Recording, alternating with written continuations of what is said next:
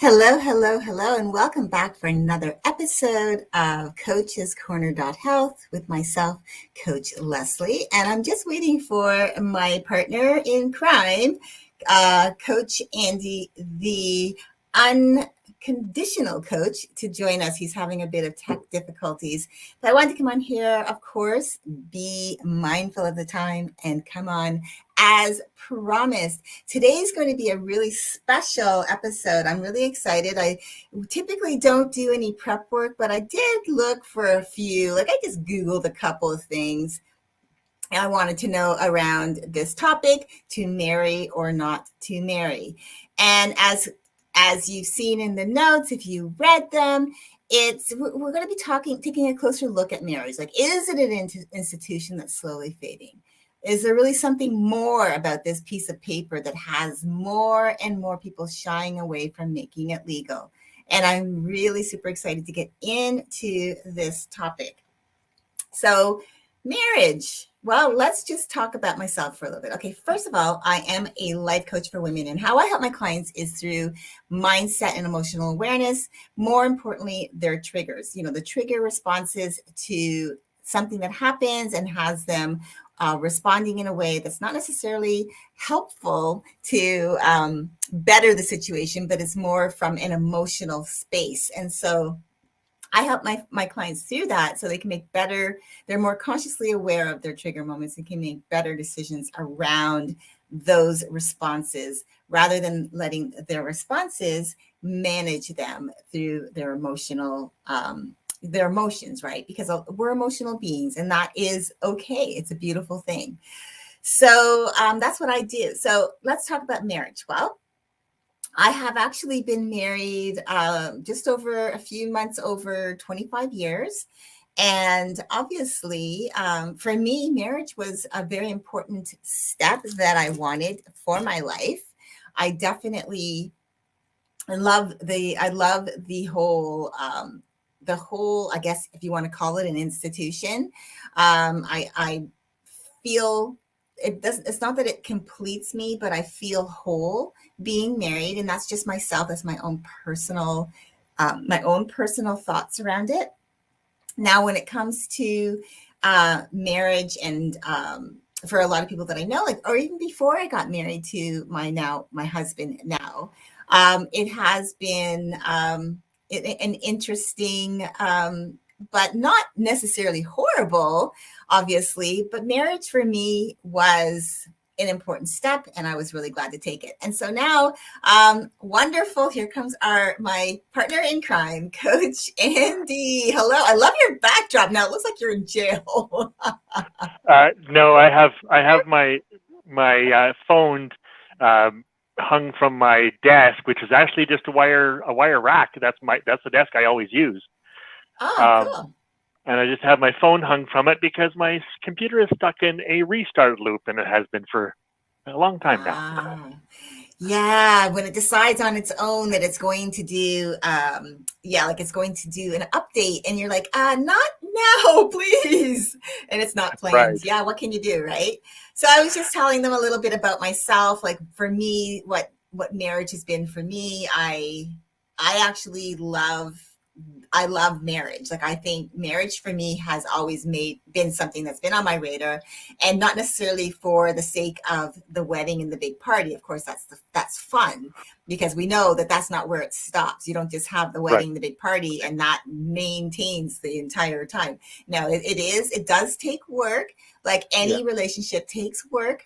But if you look at it from the standpoint of that it takes work, rather than looking at it that it's an experience, it's a journey that you take together, that's when I think a lot of people get scared. So I want to just stop mid topic for myself so that you can tell the audience who you are, just so I mean there could be new people coming on to watch. So I told them who I am and what I do, but I'd love to give you the floor.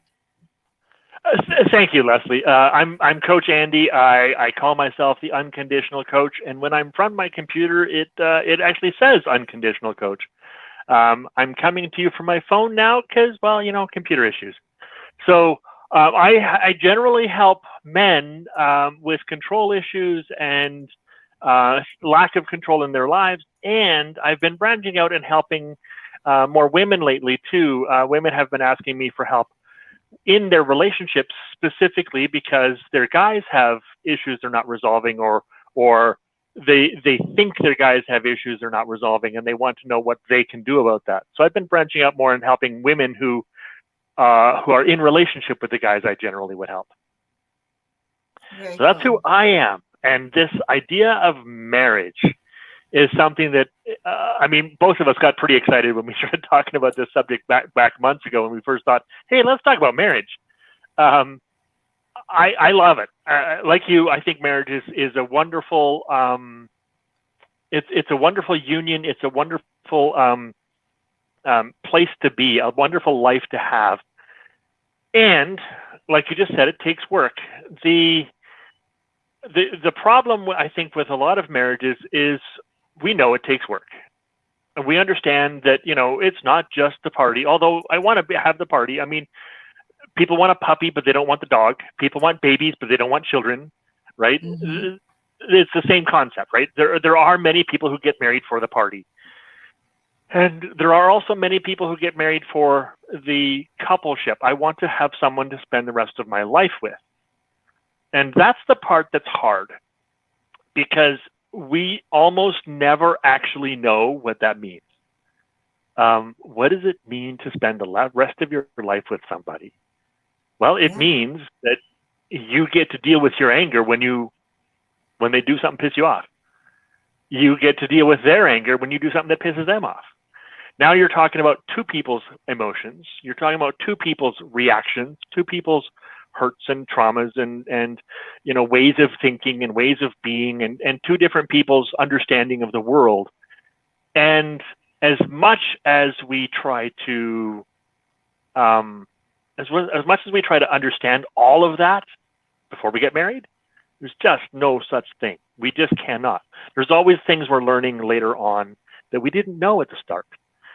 And oftentimes that's because there are things I didn't know about myself right off the bat. So I'll learn things about me, and then my partner will then learn things about me.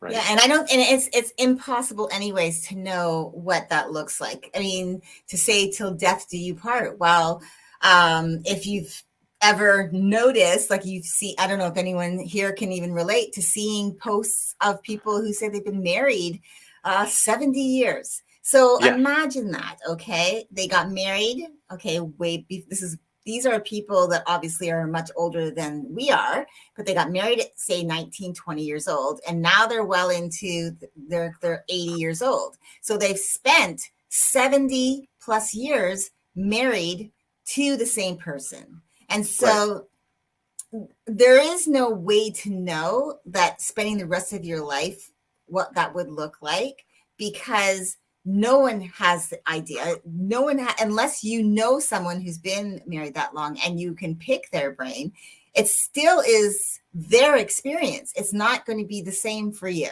And so to know, and that's why I think, like, for people, like even previous relationships before I got married, I was engaged once before, and I knew that I wasn't going to marry this guy, but it was the excitement around being engaged. And I was very young. I was 20 years old. And I didn't end up getting married until I was 33. So there's like a whole decade that went by where I grew and I learned about myself. And I knew even so that when I was engaged that I wasn't going to get married before 25. So, but now that I actually cheated a little bit, and I wanted to check some statistics out, like what are people writing about when it comes to like just marriage. And I came across this just from 2020. And they're actually talking about a report from 4 years ago, so from 2017. But the Pew Research Center found that 1 in 7 people who've never been married before don't want to get married ever. And another 20% of people aren't sure how they feel about marriage. And they also say 69% of all adults say cohabitation is just fine with or without plans to get married. And so that's the whole thing. It's like, I'm curious, is this, when we say, like we said in the write-up of this, is it slowly fading away? And if it is, why? Is it because there's always this report saying that half of marriages end in divorce? Or is it people are just either they're afraid of that whole, they've heard people say things, unfortunately, the people don't understand words do matter. And so when you hear that old ball and chain, that type of language, or another one bites the dust, when they talk about marriage, then people start to apply this negative energy to that, to this legal piece of paper, which joins you, and you are legally joined by the law as husband and wife, or wife, however your dynamic looks like. And so I'm just curious, are people looking at it as, okay, yeah, well, we're in a new age. We have been for a few decades, and people just have been living together, cohabitating together. Business, like you look at some celebrities like Goldie Hawn and Kurt Russell, right? And they've been together and they never got married. So you get different relationships like that. And people are saying, I don't need that piece of paper to show that I'm committed. However, then you have that whole other side of it too. Well, is it really that? I'm curious, is it really the fact that you feel that because you have committed this way, emotionally, are you real?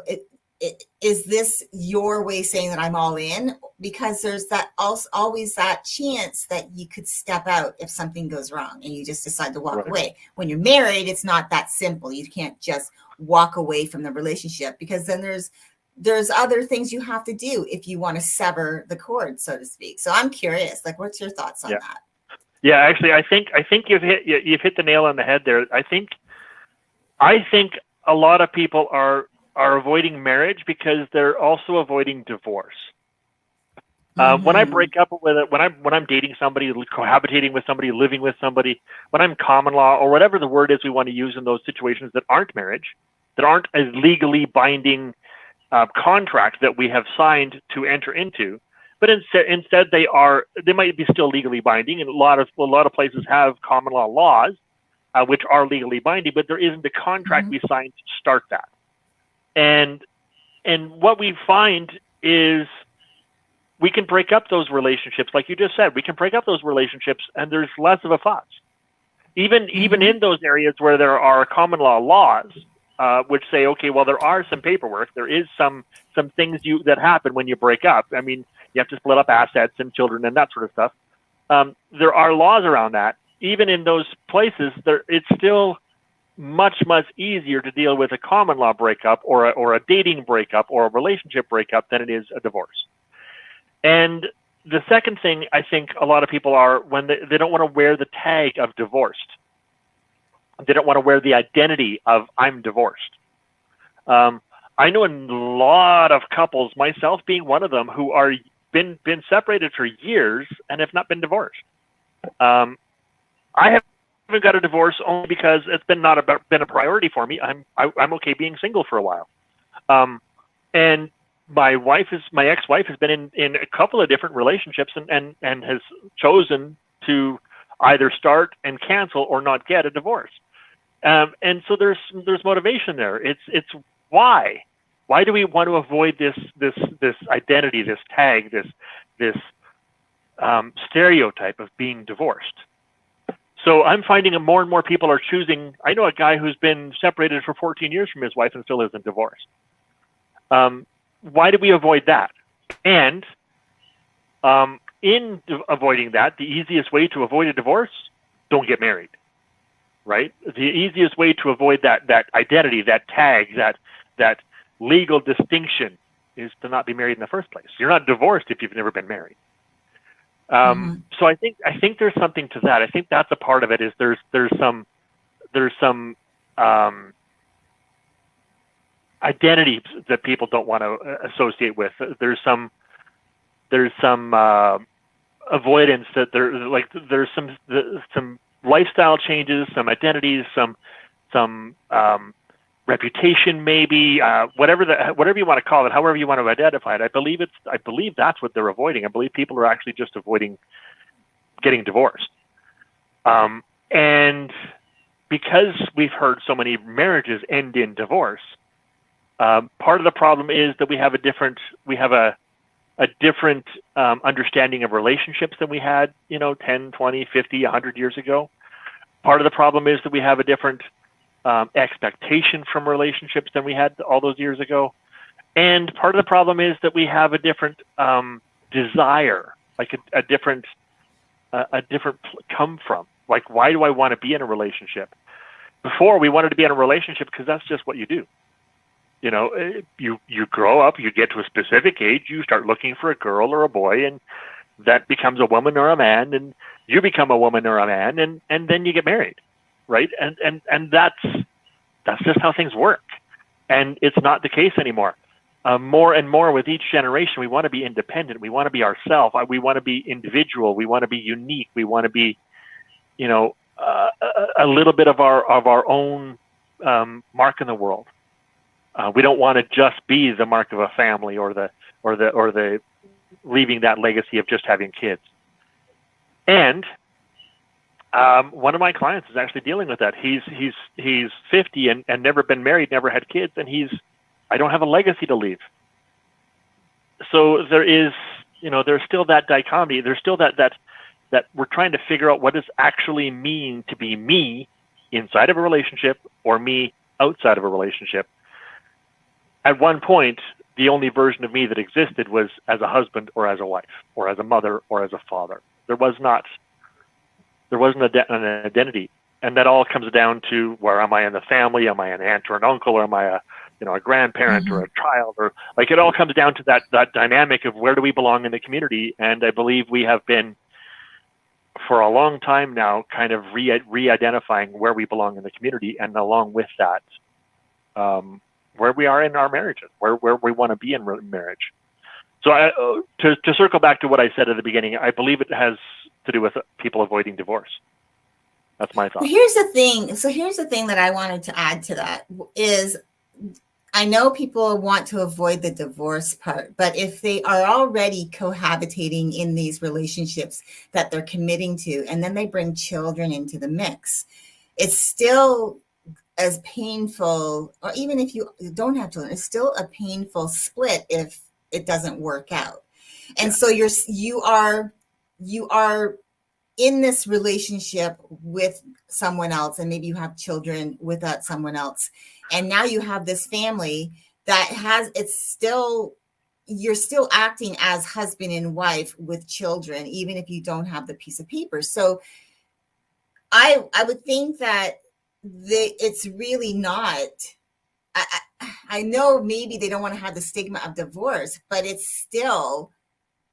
you're still within the framework if that's your life. So so the thing is, like, are people really kidding themselves, or when it comes to this, are they realizing that this is something that, you still are living that life, even if you don't sign on the dotted line that you're Mr. and Mrs. or Mrs. and Mrs. or Mr. and Mr., like whatever that looks like for you. If you're signing on the dotted line, not signing on the dotted line, but you are, in all intents and purposes, a family, you're buying a house together, you're buying a car together, you're going on vacations, you're spending family time, Christmases and Easters and birthdays with the extended families on both sides, you're still acting as if you are a married couple, regardless of whether you believe that you are or not, put under that umbrella based on not having that piece of paper to state that you are, but you are living that life. Yeah. I believe that is a matter of intention, a matter of identification. It's a matter of, at one point, it was just the expectation, the cultural expectation, because that's the last series we were in, is the cultural expectations. Yeah. I believe it's a cultural expectation that, and it has been, and I believe one of the things that generation after generation has been rebelling against is that specific cultural identification, cultural expectation of I need to settle down and get married. The idea is, I think a lot of people are avoiding that concept, and they still want all the benefits. What are I think one of the consequences of cohabitating, though, is that we don't have that stability. We're not saying to those children that we're bringing into the world that your mom and dad have promised to be together for the rest of our lives. We're not declaring that promise to the world, and therefore we're not declaring that promise to our children. We might say it.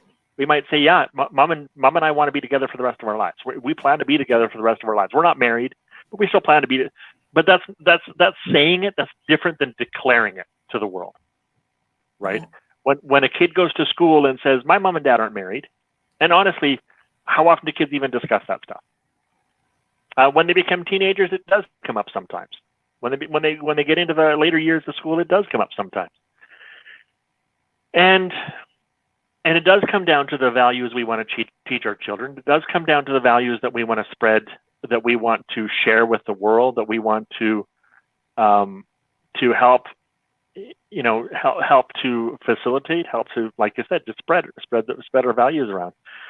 Some people don't value marriage. Some people value a union that isn't marriage, and quite honestly, some people are thinking that marriage is far too religious for some people, right? And marriage was originally a religious rite. It was a sacrament for some people, depending on which faith you follow. All faiths, or nearly all faiths, have a version of marriage in them.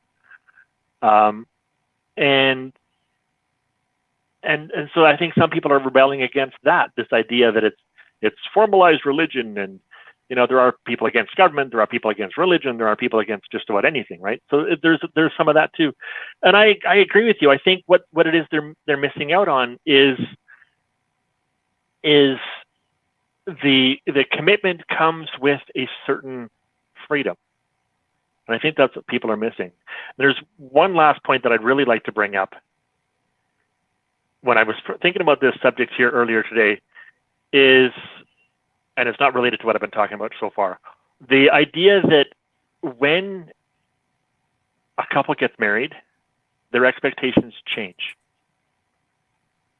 Research that I did on divorce said that women are 5 times more likely to want a divorce after a marriage, but there's no difference between men and women before they're married. So why is funny, that? I found that too. Well, and here's the thing. So I just want to circle back real quick for what you had said about kids, because I think part of the reason why maybe I gravitated towards this security, for me, that's what marriage provided, was a security. So for me, and I think because growing up, my father was not in the picture. He chose not to be in the picture until I was 14 years old. Although he was in the picture as a person that I had been around, that I had seen, but he was just a friend of my mom's. I had no idea that I was his daughter until I had asked at 14 years old. I said, well, I'd like to know who my father is. And so my mom got me in touch with him. And, of course, that didn't really work out. Again, there was this broken trust between my mom and my dad. And then there was this broken trust then for the two of us, because he was trying to, there was just some things where he was trying to take me away from my mom. And at 14 years old, that wasn't going to happen. But for me, I think maybe that could be part of it. I'm not really sure, but, I'd have to obviously think about it because, I'm a thinker. I like to mull over things for at least 24 hours. But this just came to me. But I was thinking maybe that has to do with my liking the institution per se of marriage. Is I felt I wanted that security, that there was something about signing, having the ceremony, signing the paperwork, and not even necessarily signing the paperwork. I did enjoy signing it, obviously, but I enjoyed the ceremony And of course, I enjoyed the celebration, but I enjoyed being able to say that this man was my husband and for him to declare that I was his wife, and that felt secure to me. That was security. So perhaps the generations of today, and even in there's people in our generation as well that feel that that's not necessary. But for me, that I enjoyed that. For me that was Yeah. important. Yeah. For me, that was important too. It was the idea that a woman had said yes and wanted to be with me the rest of my life. I had the same issues that a lot of guys have in our earlier years. Insecurities, self-worth issues. I didn't believe girls even wanted to date me. I didn't believe women were willing to be my girlfriend, let alone my wife. So when I met a lady that was interested and we started having kids together, for her, I think it's the children was the motivation. She grew up in a very traditional family, so that she wanted to still have access to some of those traditions, and that required her to be married. And for me, I wanted to be married because I wanted someone to declare that they would love me the rest of their life, the rest of my life. I wanted Mm-hmm. to be safe, secure. I wanted to be free to go and do the other things in my life that I wanted to do that were not searching for love, because I spent a lot of energy searching for love. And I know a lot of guys that do. Most of my clients, that's what they spend the vast majority of their energy on. Not their careers, not their incomes, searching for love. Including the ones who are already in relationships are still searching for love from that partner. Even ones who are married are still searching for love in that relationship. Oftentimes clients come to me because they're not finding what they thought the marriage certificate was going to bring them. Mm-hmm. And so this is, I think, what a lot of people get married for. And I think some people choose not to get married because they find that without the wedding certificate. Mm-hmm. If I find the person who's going to love me and I don't need to marry them first, then why would I? Mm-hmm. And for me, it was the declaration that I will do that for the rest of my life. You don't have to worry anymore. You don't have to fear. I'm not going to go away. I'm not going to wander. I'm not going to be, searching for someone different. I'm not going to keep you on the side while I'm looking at the secretary or the girl at the gym or whoever else. I'm going to be with you for the rest of my life. And although I might notice some of those things, or I might, talk about some of those things, I don't want them. And I think that's what a lot of guys, I know I got 3 clients right now that's one of the things they're dealing with in their relationships is I've married you. That's my declaration that I want to be with you for the rest of my life. No matter what else happens in my life, I don't want to be with anybody else. Right. And it's something that it's the declaration. It's a declaration of intent. It doesn't necessarily mean that mistakes won't happen. It doesn't necessarily mean that that we're not going to lose something, but it is a declaration of intent for sure. Yeah. And I also think, and I love that. And I think one of the things, and we're going to get back to what you had said about women, but I also think that when in these relationships where people have decided either to get married or not to, or it's not on their radar, they're perfectly capable, perfectly happy to stay with just the relationship the way it is. I'm thinking like, is this something that could be avoided if there was that more of an open communication about not so much the expectation, but having an agreement around what it could look like? I mean, we have agreements around partnerships when it comes to business. We had agreement around this YouTube channel. So Yes. is there, I mean, do you think that might be lacking? It's not like you have to take it, to a way where it becomes like like as if you're writing a business contract, but in a way, if you're entering into marriage, it is a contract. So, and you're agreeing to specific things, like outlines of what a marriage should be, and how you support each other. And so I'm just curious, like maybe that it could be, and I don't know. As I said, we don't necessarily prepare fully for these because we want to just have an open and honest conversation. But for me, I Yep. think is it possible that people, the reason why we're having a lot of people maybe shy away from getting that legal binding contract, is because they haven't thought that if I had this conversation, this is what I'm looking for, and I want someone to come to me at that same place, have this conversation. This is what I would like our union to look like, and have an agreement around that before they enter into marriage. I think maybe, or even enter into like having children, even if you're staying outside the marriage, then like out of the institution, but you're saying that you're declaring to the world that you're a couple, and then you decide to have kids together, but you never get married, you're still within that type of dynamic. So Mm-hmm. are people not having these conversations, and that's why they're just choosing not to get married? And then of course they have an out. Well, first of all, number one, they don't have the stigma of divorce, because unfortunately there is a stigma. And then they don't have to worry that if they decide to walk away, they don't have the stigma of divorce, and they don't have to go through all of the paperwork and the long drawn out and all of that stuff. So I'm Yep. just curious if maybe it could all be avoided. It could all actually be, if they just talked about it in the beginning. Like, I'm not sure. Yeah, actually, I think that's it right there. I know in dealing with I mean, I don't call myself a relationship coach, but nearly everything I coach on is around relationships. So most of my clients, that is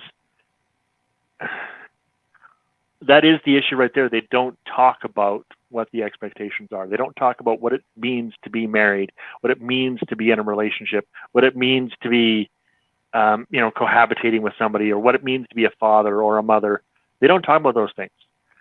And it's not because they're trying to avoid them. It's because they don't think they need to talk about them. They think, oh, everybody understands this stuff. To be a mom, you're this. To be a dad, you're that. To be a wife, you're this. To be a husband, you're that. The problem is, my version of you're this and you're that is not the same as your version, you're this and you're that. Yeah, Right? exactly. These standard expectations are far less standard than we think. Right? They're far less standard. And we had this conversation in the cultural expectations series too. It's not even culturally standard. Like even within culture, it's not standard that a wife does this and a husband does this. It's not standard that the man does this and the woman does that. Even within cultures, even within individual family units, even within clans or individual organizations, there's no set rules. There is often somebody within those organizations that tries to set the rules. There might be a grandma who says this is what a wife always does, or there might be an uncle that says, well, husbands are always this, or there might be somebody. I know lots of men in different cultures will lead an organization helping other men become manly men and that sort of stuff. And even within those, there's often a person trying to define what a man or a woman is, or a husband or a wife, or a father or a mother. And even that, we have chosen, as I was mentioning before, to be individuals. We don't want to be stuck in a box of this is what a wife is, this is what a husband is, this is what a man or a woman is. We don't want to be stuck in those boxes. That's why there's so much gender fluidity these days, is we don't want to be stuck in any boxes. We are trying to break out of so many boxes all the time, we don't even remember what most of them are anymore. Mm-hmm. And I think that's what it's coming down to. We don't just sit down and have a conversation about what it is to be a husband and what it is to be a wife. And I think that's where you and I started this channel. We started talking about relationships. We got into expectations and we got into cultural stuff, but I think we started out just talking about relationships. What it's like to be a man in a relationship, what it's like to be a woman in a relationship, what it's like to be a husband or a wife. Because these conversations aren't happening pre-marriage. They're almost never happening at all. Right. And I think they're doing so. Then you have these marriage classes. I don't know. I know that you probably. I don't know. Did you go through that? I know that went We before. didn't.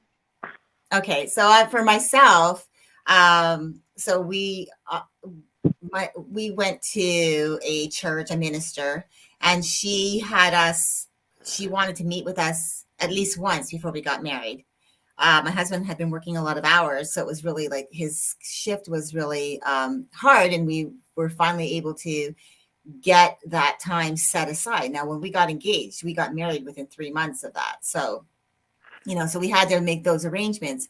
And we really just had a conversation, but there was no, I mean, she gave advice about how Yeah. to talk to each other, things like that. But when you for me is again I'll go back to the example of people from our grandparents generations. Even some of my friends have been married, some of the friends of my husband who are a little bit older than us, but they've been married 40 plus years.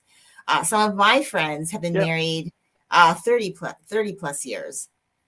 And so um, there is that when you go back and you look at our grandparents, say for example, and they've been married like 70 plus years, if you have someone in that dynamic to have that as to model your relationship, what it could, the possibility of what forever means, that could maybe Yeah. be why sometimes people don't have those conversations too, because they're thinking, well, look at them, they did it, so we should be able to do this, no, like, no problem at all, because I come Yeah. from that. Yeah. That's my background. But what people forget is that you have your own individual personality, and we're now living in a different world than what our grandparents grew up in, our parents grew up in. It's a completely different expectation around men and women. Women are more now in the workplace. Now they're holding equal footing, not necessarily in all areas, but they're, But more and two more. income families. A lot of the time people are waiting to have children. Sometimes they don't have children at all. So the whole structure of what a marriage, family, and all that looked like is completely changed. So you might look at someone who's been married 70 plus years, or someone who's been married 40, 50 plus years. Even my before my mother-in-law passed 4 years ago, they were married 60 years. Yeah. So yes, my husband came from that, but that doesn't mean that that was what was going to work for us. Now I have a different mindset around it. He's obviously got different mindset. We are making things work. He came from that, so that might be how he stepped into it, knowing that's a possibility. However, it still takes commitment and intention, and you have to actually show up for each other. So I think that the question around, I don't think it's so much that it's slowly fading away. I think people still look at marriage as a possibility. I still do. I feel like people still look at marriage as a possibility. They could have experiences that change their point of view over their lifetime, and maybe in the beginning they didn't want to, then later on in life they wanted to. Yeah. Maybe there's this whole, again, there's that societal the things that people say, like the ball and chain, Yeah. the another one bites the dust. Those types of languages or languaging around when someone gets married, or don't do it. People are like saying, or they laugh it off.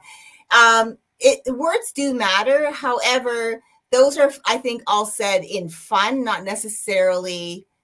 Right. It could go deeper, but I also feel like that I don't think that marriage is really off the table the whole time. It could No. come in and out, because you look at some of those famous guys like George Clooney and Warren Beatty. Warren Beatty was a renowned like bachelor, like playboy Yep. of Hollywood, and ended up Yep. getting married. Like he said he Yep. wouldn't. And the same thing Yep. for like George Clooney got married, and he said he would never get married again. He's married again. So Yep. Yep. I think we can change our mind over time. And so I don't necessarily think that, I mean, the Yeah. younger generation may have a different spin on it right now because they're in a different they're in a different place in their life. But it doesn't mean, again, like I said, I was 20 when I first was engaged, and I knew I wouldn't get married before 25. But then I also knew then I wasn't going to marry this guy. And then I didn't really get married until I was 33. So I think over time, Right. things just change. And so I don't Right. know if, Yeah. for me, I don't know if marriage really is off the table. I at all times of people's lives. I think it just depends on the Right. circumstances and the person that comes into your life. Right. I agree completely. Yeah. And the to wrap around to the question at the start, to marry or not to marry, should we marry or should we not marry? I think the answer to that, as we've been kind of alluding to this whole conversation, is, have you sat down and talked to your partner about what you actually want, about what your expectations are? I think a lot of people choose not to get married because they haven't had that conversation yet that helps them to see what life's going to be like when we get married. And a lot of people want to have that conversation first. And I don't think so many of us even know that that's what we're waiting for.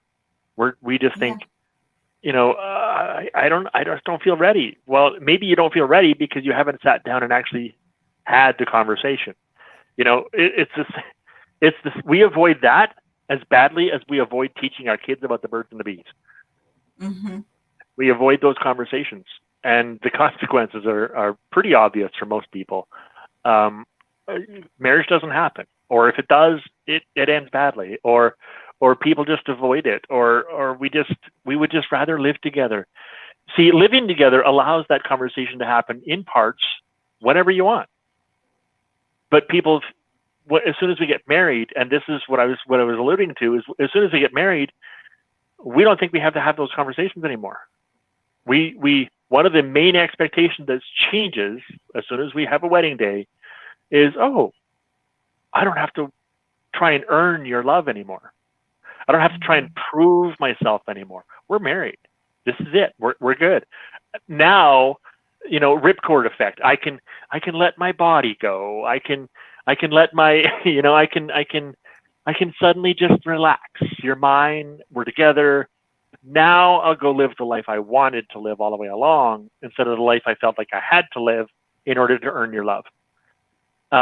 And we don't sit down and have this conversation. We don't sit down and go, well, this is what I'm actually trying to do to keep you. This is what I'm trying to do to get you. This is what I'm trying to do to convince you to stay in my life. So why do we stop doing those things when there's a wedding? Why do I stop trying to convince, my partner to want to be in this marriage? Why do I let my body go? Why do I stop spending time with her, talking with her? Why do I suddenly have the freedom to go be myself? If you want to go fishing 12 hours a day, great. You don't need a wife for that. Really, honest. If that's what you want to do, what you need is a buddy, not a wife. Yeah. Right? And buddies might have issues with getting married depending on their sexual preferences. And you can often have a better relationship with a buddy. So just do that. And if you're looking exactly, go ahead. Yeah, no. And one of the things I wanted to ask was to get back to your question, because you did say that women tend to be the ones that are I don't know if it's the instigator, but they want to get out of a marriage more so quickly. They're the ones that will initiate it before a man will. And I'm curious about that, because then that comes back to the whole thing is like what you are as a woman then. If you have, especially if you have kids or if you've got someone who's watching, the dynamic of your relationship, what is that saying to the person or the people that are being influenced by that particular, like wanting to do that? Because I'm just curious, maybe it comes back down to what we've been talking about. They're not talking to each other. They've lost that communication. And rather than try to fix it, they would rather just say, I'm done. And I'm just curious about that, because I didn't even know that statistic was even real. But the more you look it up, I'm seeing that there's more and more information out there that women are the ones that are really initiating divorce, or at least Yeah. separation before. Or I know men are initiating the separation piece as well, but I'm just curious as to why the statistics are higher for women to want out. It's interesting. That's a wonderful question to ask, and people are asking that question. I don't have research answers because the only study that I have found that is quoted a lot on this subject. When I first found the paper that they published, they had statistics as to why women left, but then they redacted all of those findings because they weren't significant enough. There was enough people who gave an answer to call it a valid study. So they redacted it, but I got to read it before they redacted it. I went back to that same webpage with the same article, and half the information was gone the second time I went there. And what they said the first time, and like I said, this isn't necessarily research. This is just based off of out of the study of like 1,000 or something, couple of thousand people, only 50 people answered this question. And generally speaking, women want a divorce because of the expectations of what a wife is supposed to do in a marriage. And 25% of the time, those expectations come from the husband. So only 1 in 4 husbands actually have those expectations of their wives.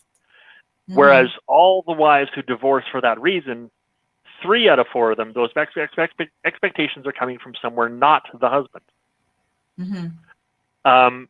And that's an interesting dynamic. In other words, a lot of divorces are happening because a woman feels pressured to have kids and stay at home with the kids and take care of the house and do the womanly duties and all of that sort of stuff. And yet it's often not her husband who's putting those expectations on her. It's often her family or society or media or her own raising, like her own upbringing. It's often her own ideas of who should do what, or coming from some outside influence. Grandparents, his parents, her parents. Often it's her parents saying, "Well, you're married now. You should stay home with the kids," and often he doesn't even want that. It's not even something. They said something like 47% of men don't want their women to do the womanly roles. So it was an interesting study, and again, like I said, it's no longer published as via verifiable data, but people are asking that question, and I do believe studies are currently being run to answer that question, because I believe what it is before marriage there is a open communication, because common law is still a vague concept in most places. Couples get to determine what the rules are. I get into a relationship with a woman, and her and I get to sit down and talk about, discuss, decide. The man does this, the woman does this, the kids do this, the husband does this, the wife does that, and we can decide which roles we want to choose, and we can mix them up and play with them and stick them in a bowl and stir them around and whatever we want, and we can change our mind week to week if that's what we want to do, because nobody has any distinctive definitions of what a man and a woman are supposed to do when they're dating. Even if they're living together, hell, even if they have teenage kids together, there's still no definition of who's supposed to be what. But as soon as there's a wedding, there is. And this is the communication I think that isn't happening, is we're not having enough communication about what those roles could be after the wedding day. And it's funny because I was actually doing some research just while you were talking, and one of the things, and this could maybe circle back to the to marry or not to marry, was that women were feeling that they were being held back when they would get married, meaning now they have to step into this traditional role of wife, that traditional role of having children, having that family dynamic, fitting into this mold that has been a tradition passed down for centuries, because that has been the norm. And only really the last 100 so years, women have really been stepping out and becoming more becoming more independent, becoming more of not, because the man was the provider, the woman took care of the home and the children. But now things are different. Now now you can even have flipped scenarios where the man is the one who stays home with the children and the woman is out working, and that just depends on how they want their dynamic to look. But that was something that I just recently found, was that some women were saying that they felt almost trapped into a situation because now they're being held back from following their dreams, maybe they want to start a business, become an entrepreneur, maybe they want to travel. Now, because they're married, it's now you, as a single person, as an example, when you were single, you didn't have to ask anybody if you wanted to do something, you did it. But when you become, even when you are in a relationship where you're boyfriend, girlfriend, you're in that, without the marriage certificate, you're partners, but you can still make your decision for yourself, because that's the decision you're making is for you. But when you get married, then this decision affects a married couple. And I think that's part of it, that people are afraid like, I'm not going to put words into people's mouths, but it's possible that some people are not willing to go down that road, because that will mean that the decisions that used to just be about me, myself, and I become we and us. And that can be a really tough situation for some people, because they don't want that pressure, and they don't maybe want that to have that as something that they must do. And when you're in a relationship where you're married, it's not just about you.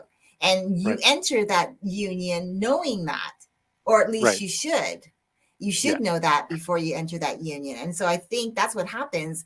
I've known a lot of people who've gotten married very young and have split within a couple of years or months even, because they didn't have the conversation, and their whole idea of what marriage would look like, obviously they never really talked about it, and they didn't really know what that would look like. And I think they had a rude awakening that this isn't what I signed up for.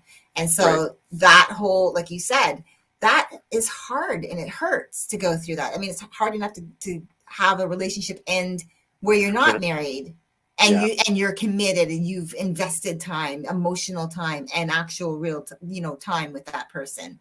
That's difficult to end. So I can say that I don't know. I mean, I've been married, like I said, over 25 years. So what would that look like if I wasn't? Who would I even be? That's part of the identity part too, right? Because we've talked about this in identities. Like, who are you as a person on your own? And then who are you in a marriage? And if that definition has to be where society tells you it has to be wife, husband, provider, nurturer, caregiver, all of that stuff. Like, why? Like, questions I think will probably come down to in the younger generation is, why does that have to be? And if that is what it has to be, then maybe that's why I'm saying I'm perfectly fine with just cohabitating. I don't need that piece of paper. I've made the commitment verbally, emotionally. We're living together, and that's it. Right. Yeah, I agree completely, because it is about those questions, those conversations that we have that we haven't always had in a marriage. That when we're just cohabitating, it's easier for me to be frivolous and do my own thing when we're dating. If especially if we're not living together. If I'm just dating a woman and I want to go sit at a restaurant for 7 hours and write, because that's something I do, she's not going to have anything to say in the matter. Like, she's not going to care much. If I want to go, I don't know, for a walk around the lake, and it's going to take me a 3-hour walk, let's do that. And if I want to invite her along to any of those things, then I can do that. In a marriage, there's an expectation that we communicate those things. And if we understand that the vast majority of people have difficulty communicating at all with coworkers, with family, with friends, with anybody, Now, when in order to do anything even frivolous, I have to communicate, it becomes way more difficult. And so whether we want to marry or not should come down to whether or not we intend to communicate any of our intentions with another person. And quite honestly, whether or not we marry or not should have the same variables as whether or not we date. If we're going to be in relationship with somebody for a month or 3 months, fine. You don't need to communicate, because at some point you're just going to stop hanging out together. But if you're talking about a year, 10 years, 5 years, 20 years, 50 years, if you're talking about that many years, eventually you're going to start communicating. So you can either do so intentionally and make it happen on purpose, in which case you're going to likely be ready for marriage, or you can let it happen accidentally, and maybe it'll take 20 years before you actually have an open enough conversation that you feel close to each other. And it depends on what you want. I think that's what it comes down to in the end. It depends on what you want. Are you willing to communicate? Do you want to communicate? Do you want to try? And if you do, then maybe marriage is what you want. And if you want to just kind of let things happen naturally and organically, then maybe marriage isn't what you want. Yeah. And I think just being honest, one of the things is just be honest. I think there's nothing worse than being in a relationship with someone and your expectation around that relationship is completely different. And yet there's no honesty, there's no communication to that. And I would think that each party would save themselves heartache on both sides to be open and honest about what your intentions are for your relationship, whether or not you decided in your lifetime that you are not ready for marriage or may never be. You may not ever want children. Just be open and honest with that from the very beginning. It will save you both heartache and time spent together, especially if one party really is wanting that. And, because I did work with a client like that most recently. And she wanted marriage, and he said, I don't. And she'd invested a lot of time, and I'm not even sure where they're at with it right now, but that's something that we've been talking about. And so, I just say, just be open and honest with each other. If you want to marry, great. If you don't, great. But be open with the expectation of where this relationship is going. Don't say, well, maybe let's live together for a few years. The maybe part, I would think, is that if you're saying maybe, then it's probably you're not really wanting to. Again, I've said that your mind can change throughout your lifetime. You could say, I'm not into marriage, and then years later say yes, as I gave examples. Or you might be into marriage and then years later say no. But if you're in a relationship with someone, I just say, especially if you're going to start a relationship where you start having feelings like this, I want to sit you down and just tell you, this is how I feel. These are the real things. I mean, just talk about it, be real. I think that it's better to be open and honest up front, what your expectations are for a relationship, where you see it going. I mean, not so much where you see it going, but what you expect out of a relationship when you get romantically involved. If you're into marriage, great. If you're not into marriage, if you don't want kids, all of that. People say, oh, don't talk about that stuff. But I think that you are doing both yourselves disservice if you don't talk about that up front. Because then if you talk about it up front, you've come to this decision that you can come to the decision well, we're not really compatible. Or you know what? I'm okay with your decisions and I'd like to see where this goes.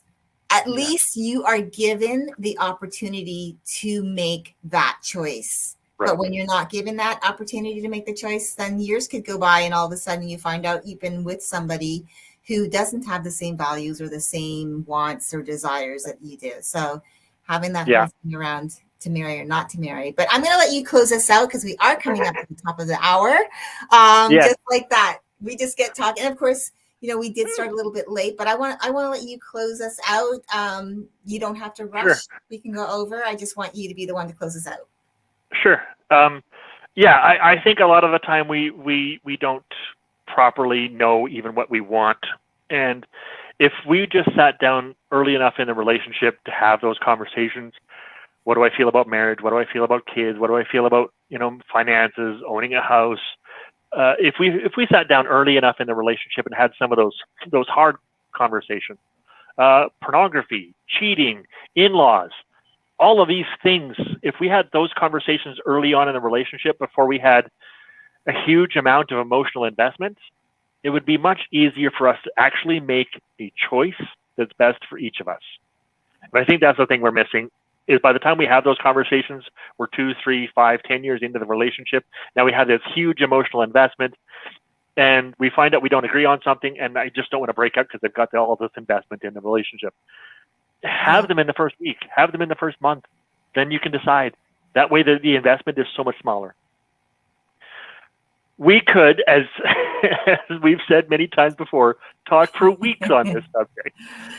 This is why we do 1 hour videos, and why we keep coming back to some of these subjects over and over again. So thank you, Leslie, for first of all, for being patient with me at the start while I was trying to find out how to get on here. And second of all, thank you also for participating in these conversations. I mean, it just fills me up so much. I just love these conversations, and I think what we're doing for people, what we're offering for other people, men and women both, is I think invaluable. I think there's not enough people having these conversations. There's definitely not enough men and women having these conversations. So thank you for that, and I look forward to our next one.